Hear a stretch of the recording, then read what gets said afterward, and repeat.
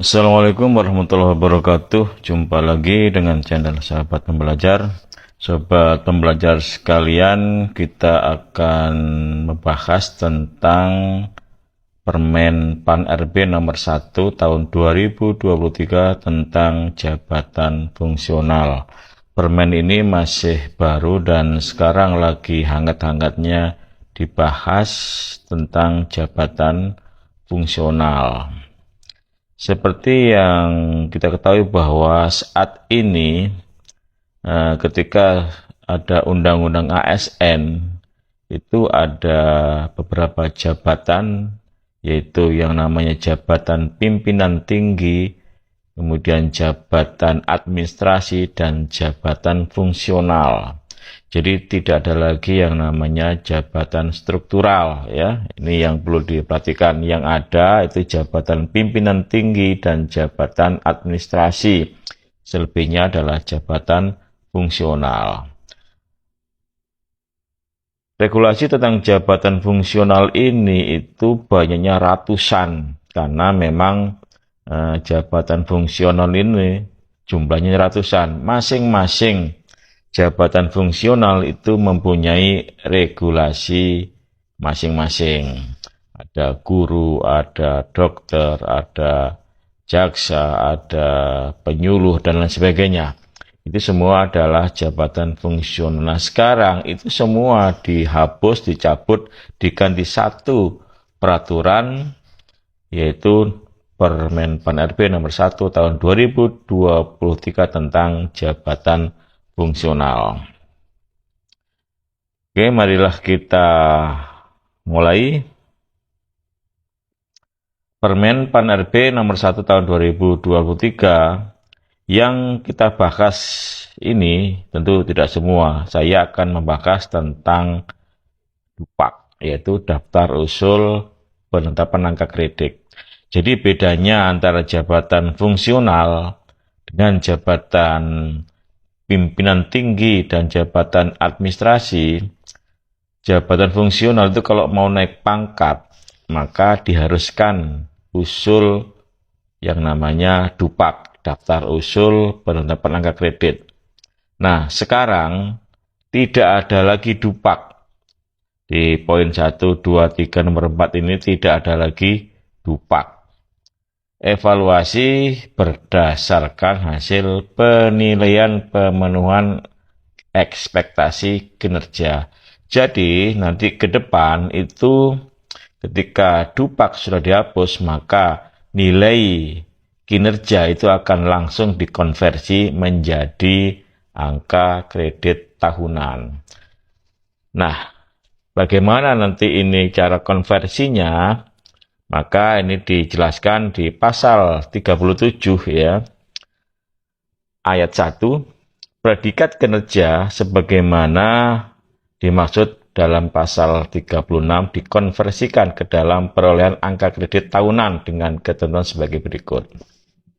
A. Sangat baik ditetapkan nilai kuantitatif sebesar 150% dari koefisien angka kredit tahunan sesuai dengan jenjang jabatan fungsional. Jadi nanti kalau sangat baik, maka dikalikan 150% dari angka kredit tahunan dari koefisien angka kredit tahunan. Nanti seperti apa koefisien angka kredit tahunan? Nanti saya jelaskan di slide berikutnya. Kalau nilainya kinerja itu baik, maka ditetapkan nilai kuantitatif sebesar 100%. Nah, kalau cukup maka dikalikan 75%, kalau kurang dikalikan dengan 50%. Nah, kalau sangat kurang dikalikan 25%. Jadi nanti predikat nilai kinerja itu ada 5 grade, ada 5 tingkatan.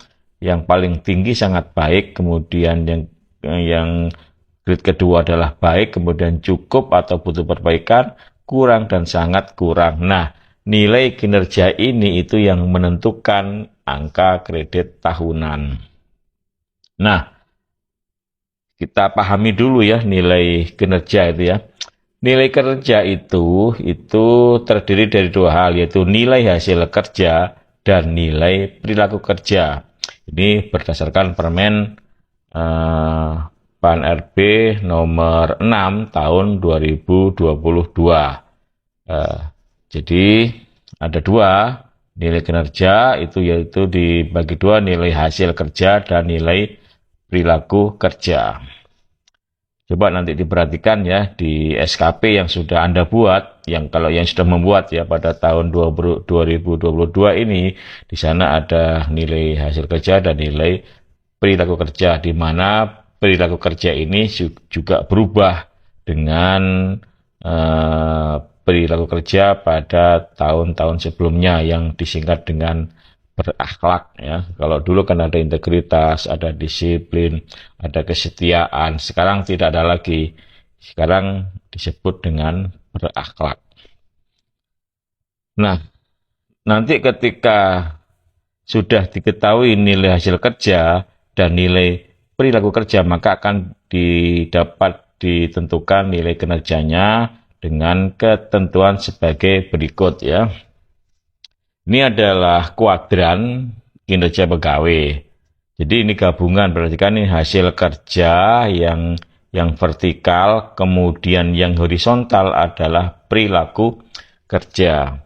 Misalkan kalau hasil kerja itu sesuai ekspektasi, kemudian perilaku kerja juga sesuai ekspektasi, maka bertemu di sini. Ini arahkan ke kanan, yang ini arahkan ke atas, maka ketemu nilainya baik. Jadi kalau hasil kerjanya sesuai ekspektasi, kemudian perilaku kerja juga sesuai ekspektasi, maka nilai atau predikat kinerja pegawai itu adalah baik. Nah, bagaimana kalau misalkan hasil kerja itu di atas ekspektasi, kemudian perilaku kerja juga di atas ekspektasi, ini naikkan ke atas, ini geser ke kanan, maka nilai kinerja itu adalah sangat baik. Nah, inilah namanya kuadran kinerja. Jadi nilai kinerja itu bergantung pada hasil kerja dan perilaku kerja. Kita contohkan lagi, misalkan hasil kerjanya adalah di atas ekspektasi, kemudian perilakunya adalah sesuai ekspektasi, maka nilai kinerja adalah baik. Misalkan kalau di bawah ekspektasi hasil kerjanya, kemudian perilaku kerja juga di bawah ekspektasi, maka ketemu di sini sangat kurang. Nah, nilai baik, sangat baik, cukup, kurang, sampai dengan sangat kurang ini yang nanti yang menentukan nilai angka kredit tahunan. Nah, nilai angka kredit tahunan itu nanti dihitung berdasarkan ini koefisien angka kredit tahunan yang masing-masing pangkat atau golongan itu berbeda-beda. Misalkan kalau ahli pertama, maka nanti per tahun itu koefisien angka kredit adalah 12,5 ini per tahun. Artinya nanti kalau misalkan nilai atau predikat kinerja itu baik, maka ini dikalikan 100%.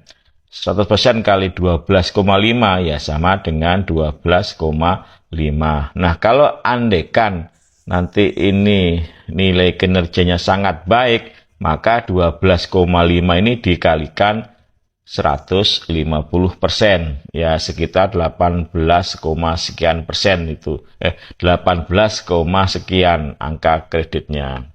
Nah, nanti kalau andaikan cukup ini dikalikan 75%. Nah, inilah cara menghitung angka kredit tahunan berdasarkan koefisien angka kredit tahunan dan nilai atau predikat nilai kinerja pegawai. Nah, selanjutnya kita lihat ya, kapan ini berlaku ya? Berlaku Permen